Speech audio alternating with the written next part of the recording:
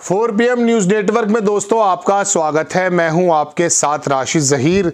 हर बार बात ये चलती है कि साहब नीतीश कुमार खेला कर देंगे, लेकिन मैं आपको खबर ये देने आया हूं बहुत मजबूत कि इस बार नीतीश कुमार के साथ खेला हो सकता है। करेंगे कौन? अमित शाह के साथ इस बार मोदी जी आ गए। दो घटनाएं ऐसी बताने जा रहा हूं जिसकी वजह से दिल्ली में नीतीश कुमार अलग थलग पड़ जाएंगे।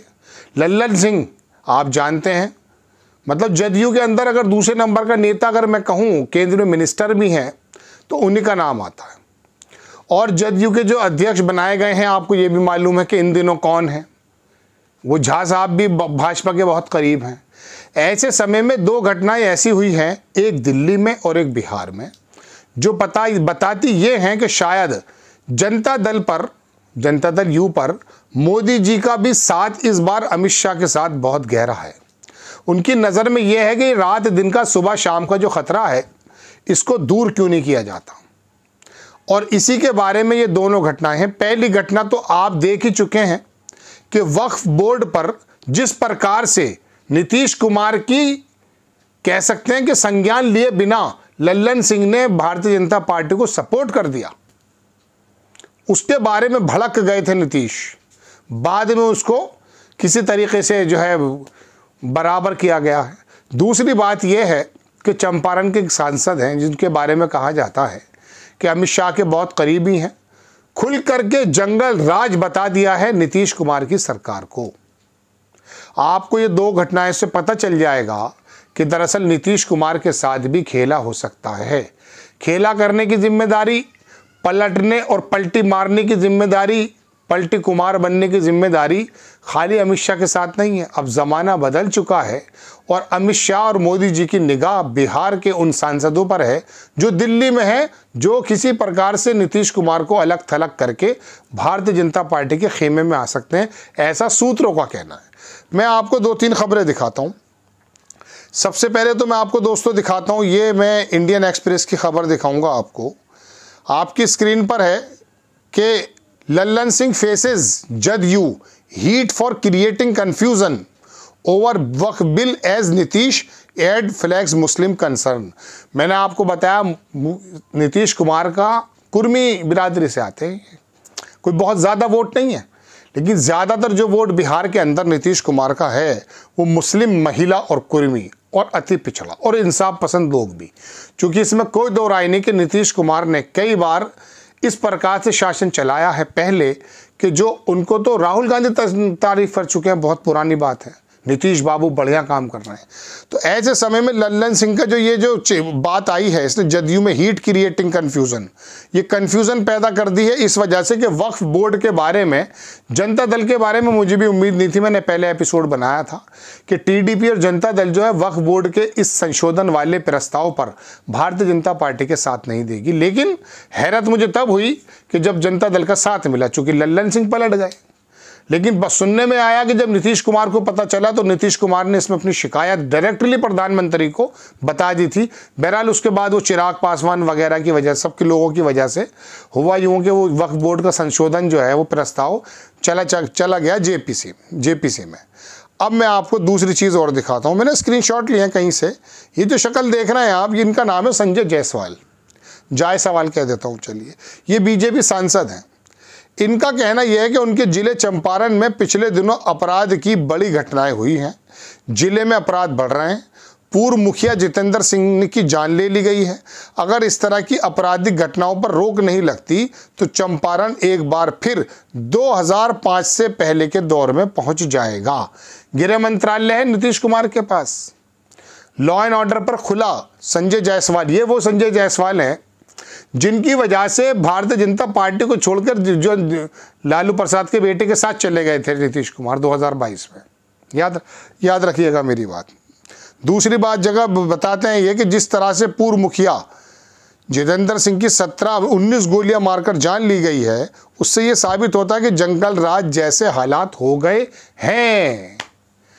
2005 जैसे हालात हो जाएंगे ये एक अलग बात है, जंगल जैसे हालात हो गए हैं इसका मतलब तो यह है कि नीतीश कुमार जो वहाँ सरकार चला रहे हैं वो जंगल राज की चला रहे हैं। बिहार में पूर्ण शराबबंदी है, फिर भी बैरिया थाना क्षेत्र में रोजाना 2000 रुपये की शराब की बोतलें आती हैं। आगे क्या लिखा है कि ये सभी को पता है कि सिर्फ पुलिस को नहीं, शराब के कारण ही बैरिया थाना क्षेत्र में एक व्यक्ति की जान ली गई। ये बहुत ही दुखद है। इस मामले में पुलिस को हर हाल में उन सफ़ेद पोशों तक पहुंचना चाहिए जिनका हाथ इस घटना के पीछे है। सभी को बेनकाब करके कार्रवाई करनी चाहिए। सिर्फ छोटे अपराधियों को पकड़कर काम नहीं चलेगा। संजय जायसवाल का ये कहना, एक घटना के बारे में इतनी बात कहा जा सकती है, कोई भी सांसद कह सकता है, लेकिन जंगल राज का कहना है कि जंगल राज जैसे हालात हो गए हैं, सीधा सीधा प्रहार है नीतीश कुमार के गृह मंत्रालय पर, उनके मुख्यमंत्री कार्यकाल पर। और ये कौन है? ये संचालित किए जाते हैं, जैसा कि बताया जाता अमित शाह के माध्यम से। तो दोस्तों, जनता दल के अंदर संजय झा, मैंने आपको बताया कि वो जो बनाए गए हैं वो भारतीय जनता पार्टी और जनता दल को लाने वाली मैनधुरी हैं, वो पक्ष में है भारतीय जनता पार्टी के। दूसरी बात, लल्लन सिंह का ये बयान वक्फ बोर्ड पर बहुत बड़ी बात है। मतलब जनता दल यू की सैद्धांतिक जो राजनीतिक के सिद्धांत है उन पर चोट पहुंचाने की बात। हालांकि मैं इस नेता को बड़ा पसंद करता था, पिछले दिनों उन्हें हटा भी दिया गया था, बदमज़गी पैदा हुई थी। लेकिन बताइए, सत्ता का भी पक्ष होता है, लोभ भी होता है, सारी चीज़ें हैं। भूल गए कि बिहार के अंदर जो ये 10, 12, 15 सीटें जो भी उनको मिली हैं, ये दरअसल उसकी बुनियाद वहाँ का मुस्लिम वोट भी है। ऐसी बहुत सारी सीटें नीतीश कुमार ने जीती हैं जहाँ मुस्लिम का जो है ना परसेंटेज ज़्यादा है। और मैं बिहार के उन मुसलमानों से भी मुखातिब हूँ कि ये जो सेकुलर बन करके आपने उस ज़माने में एक ऐसे व्यक्ति का साथ दिया जो केंद्र में एक ऐसी सरकार चलाने के लिए कुख्यात हैं, प्रख्यात हैं या ख्यात हैं, मैं नहीं कह सकता, कि जिनका एजेंडा सिर्फ और सिर्फ नफरत का है, ऐसा आरोप लगता है उन पर। उसके बंदे को आप वोट देने जा रहे हैं, हैरत की बात है। मुझे आंध्र प्रदेश के मुसलमानों को भी अजीब व गरीब लगता है कि चंद्रबाबू नायडू, नो डाउट आपकी पलटी मारने की आदत है, पूरे देश के अंदर वोटर जो है ना वो पलटी मारता है।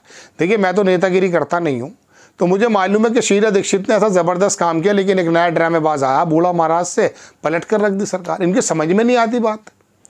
बताइए, राजस्थान के अंदर इससे शानदार काम और क्या किया जा सकता है? आपके बीमारों को 25 लाख रुपए वो गहलोत दे रहा था, समझ में नहीं आया। छत्तीसगढ़ के अंदर क्या ज़बरदस्त काम किया उस आदमी ने, भूपेश बघेल ने, नहीं समझ में आता। अजीब अजीब अजीब जहन है। ये पलटी मारने के जो हाल, देखिए एक बात और सुनिए, मोदी जी की नीतियाँ थोड़ी सी अनएक्सेप्टेबल थीं, लेकिन मैं आपसे पूछना चाह रहा हूँ कि 10 बरस उन्होंने हुकूमत की इसी हिंदुत्व के एजेंडे पे की जिस पर वो उतर आए हैं फिर दोबारा से, पता नहीं क्या हुआ, उनको भी लंगड़ा लूला कर दिया सरकार को।